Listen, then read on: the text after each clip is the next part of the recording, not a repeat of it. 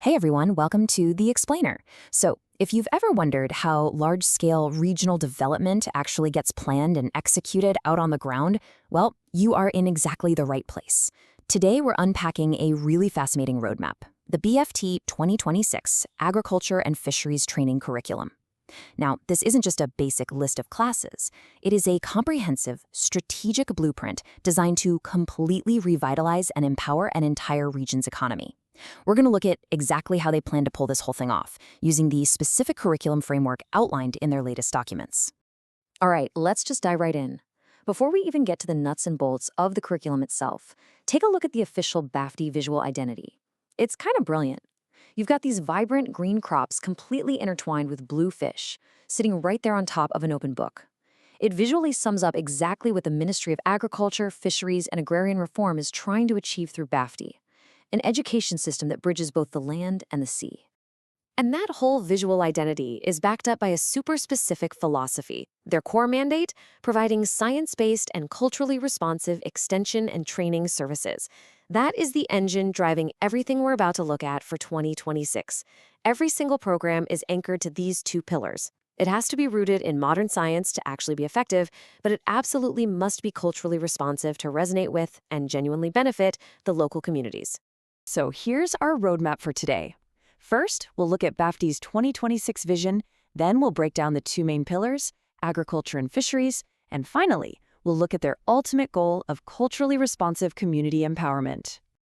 Moving right along to Section 1, BAFTI's 2026 vision, a dual-track approach. To really tackle regional development, you can't just pick one winner. BAFTA gets that. Empowering a region means maximizing all its available natural resources. That's why they built these comprehensive agriculture training tracks right alongside the fisheries training tracks. It's a true dual-track approach. I mean, you can't just focus on the farmers and completely leave the fishers behind, right? Or vice versa. This strategy ensures an integrated, balanced boost to the entire local economy. Which brings us to Section 2, Advancing Agriculture and Livestock from Seed to Business. Okay, so the agriculture curriculum follows this really deliberate narrative arc. It literally takes a community from planting a tiny initial seed all the way to running a full-blown profitable business. The foundation here is a massive range of crop-specific technologies. We're talking everyday staples like rice and corn, but also high-value market crops like cacao, coffee, and organic vegetables. But here's the real kicker, the format. It's all about training of trainers, or TOT. So they aren't just teaching a handful of farmers, they're essentially building a small army of expert educators, agricultural extension workers, who will then go out and spread this modern science-based knowledge like wildfire across the entire region.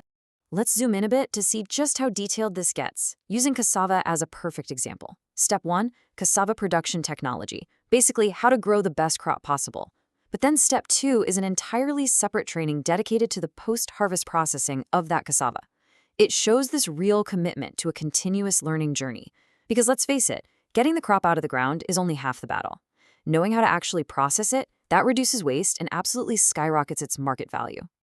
And of course, to support all that production, they tackle mechanization head on. Because you really can't build a modernized agricultural sector relying just on manual labor. By providing rice and corn machinery operation training, BAFTI is making sure these communities actually have the hands-on technical skills to use modern farming machinery safely and efficiently, which naturally bumps up their overall yield. Now, remember that core mandate we talked about earlier, the one about being culturally responsive? Well, here it is in action. The curriculum includes a dedicated training of trainers program specifically on halal livestock production. This is a game changer. By aligning the livestock training perfectly with the deeply held regional values and religious requirements of the locals, BAFTI ensures this education isn't just technically sound, it's actually practical and genuinely embraced by the community. Wrapping up the agriculture side of things, we hit the final, absolutely crucial step, the Farm Business School. This is where seed officially becomes business. Think about it. All that crop tech, the fancy machinery, the livestock production, it doesn't mean much if the farmers can't actually make a decent living from it. This TOT program is totally designed to teach locals how to take their hard-earned agricultural output and turn it into a successful, sustainable business operation. All right, let's switch gears. Section 3, Elevating the Fisheries Sector, from Catch to Market. Just like we saw agriculture go from seed to business, this track follows the whole marine journey, from that very first catch right to the consumer market. It starts with foundational production trainings, aquaculture, hatchery management operation, and capture technology. The goal here is pretty simple: maximize the marine yield, but do it smart. Whether they're teaching advanced capture techniques out on the open water or the super precise science of running a fish hatchery, these training sessions are meant to massively elevate the baseline skills of local fishers. But, and this is a big but, yield can't just come at the expense of the environment. And this is where that science-based mandate really shines. They're running a training of trainers on the ecosystem approach to fisheries management.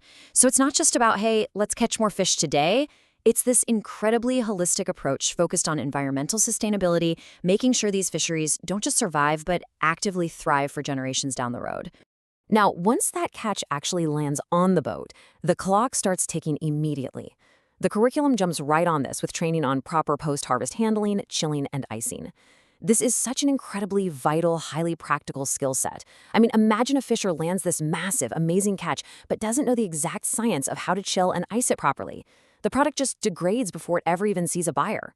This training is literally about preserving the quality and the cash value of the catch, the absolute second it leaves the water.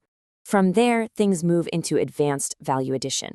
We're talking training on dried fish and deboning processing, heavily integrated with good manufacturing practices, or GMP. They aren't just saying, here's how to dry fish. They're teaching them how to process it safely, meeting really rigorous manufacturing standards so it can actually be sold in much wider, more lucrative markets. Okay, and I love this detail. It's so specific and creative. They have a seaweed value-added processing training, but get this, with a specific emphasis on noodle making. Seriously, who knew your local kelp harvest could be transformed into your next bowl of noodles? It's just a fantastic example of thinking outside the box, taking a raw, super abundant aquatic resource like seaweed and turning it into a really unique, higher value consumer good. The whole fisheries journey then wraps up with training on proper drying, combined with packaging and labeling. Just like the farm business school we saw earlier, this is that crucial final mile. Because let's be real, a high-quality seaweed noodle or a perfectly deboned dried fish, it's not going to sell very well if it's just tossed in a generic plastic bag. By teaching proper packaging and labeling, the curriculum guarantees that these finished products are 100% ready to compete on real retail shelves. Which brings us to our final section, Section 4. Culturally responsive community empowerment. Bringing this all together, the ultimate endgame of these combined pillars becomes crystal clear. The source material spells it out right there. The goal is to empower the region's farming and fishing communities. Every single training we've talked about, from the halal livestock to those seaweed noodles, from ecosystem management to farm business schools, they are all deliberate stepping stones. BAFTI isn't just handing out textbooks here. They are actively equipping entire communities with the exact science-based, culturally aligned tools they actually need to achieve genuine economic independence and social empowerment. Which leaves us with one final thought for you to ponder. We've walked through the roadmap. We know this 2026 curriculum is built to impart these comprehensive skills from seed to shelf and from catch to market. So, with this incredibly powerful new arsenal of knowledge flowing through the agricultural extension workers and local trainers, how will these newly empowered farming and fishing communities fundamentally transform the economic future of their region? It's a massive, super exciting shift, and I really hope this explainer helped you clearly see the brilliant strategy behind it all. Keep learning, stay focused, and I'll catch you on the next explainer.